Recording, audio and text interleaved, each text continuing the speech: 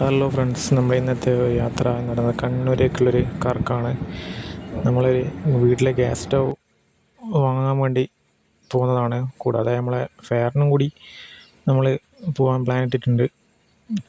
ഫെയറിന് ഒരു പ്രാവശ്യം പോയതാണ്, എങ്കിലും ഒന്നാമത് രണ്ടാമത് ഒരു കയറ്റവും കൂടി കയറണം. കാരണം ഒരിക്കൽ കണ്ടിട്ട് മതിയായിട്ടില്ല.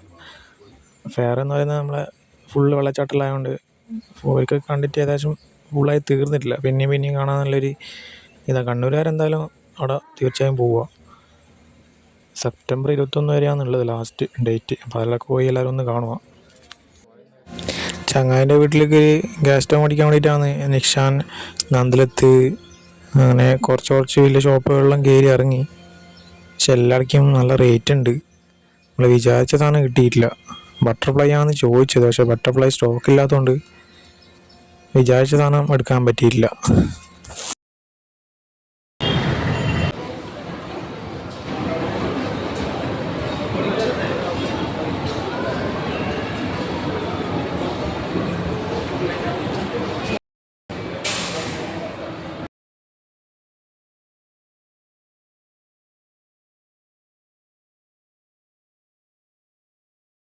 നമ്മളുള്ള മറ്റേ നെസ്റ്റോ ഹൈപ്പർ മാർക്കറ്റിലുള്ളത് അവിടെ ഉണ്ടാകുന്ന വെച്ചിട്ട് അങ്ങോട്ട് പോയാൽ നോക്കുമ്പോൾ അവിടെ സ്റ്റൗ ഇല്ല.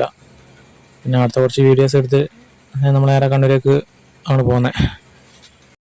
ഓണം കഴിഞ്ഞുള്ള ഞായറാഴ്ച ആയതുകൊണ്ട് തന്നെ അത്യാവശ്യം ബ്ലോക്കും കാര്യങ്ങളും ഉണ്ടായിരുന്നു കണ്ണൂർ. നമ്മൾ വീട്ടിൽ നിന്ന് വിടുമ്പോൾ തന്നെ ഏകദേശം വൈകുന്നേരം ആ ടൈം ആയാണ്. അതുകൊണ്ട് തന്നെയാണ് ഇത്രയും ബ്ലോക്കെന്ന് തോന്നുന്നു.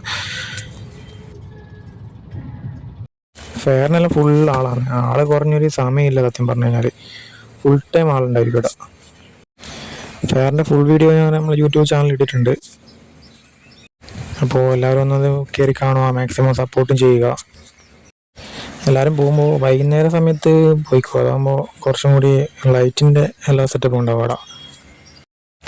പകൽ പോകുന്ന സമയത്ത് ഒരു അട്രാക്ഷൻ കിട്ടില്ല. രാത്രിയാകുമ്പോൾ ലൈറ്റ് കുറച്ച് കാണാൻ നല്ല ഭംഗിയായിരിക്കും. അപ്പോൾ എല്ലാവരും വൈകുന്നേരം പോകാൻ ശ്രദ്ധിക്കുക. രാത്രിയായതുകൊണ്ട് തന്നെ എടുത്ത് വെള്ളത്തിൻ്റെ ചാറ്റിലിരിക്കുമ്പോൾ നല്ല തണുപ്പാണ് ഇവിടെ കിട്ടുന്നത്. അത് നിങ്ങൾക്ക് പോയിട്ട് തന്നെ ആസ്വദിക്കണം. അപ്പോൾ വെള്ളച്ചാട്ടത്തിൽ നിൽക്കുന്ന അതേ തണുപ്പാണ് ഇവിടെ ഉണ്ടാവുക. വെള്ളം ഇങ്ങനെ മഴ പെയ്യുന്ന പോലെ നമ്മളെ മേത്തേക്ക് അടിച്ച് കയറും.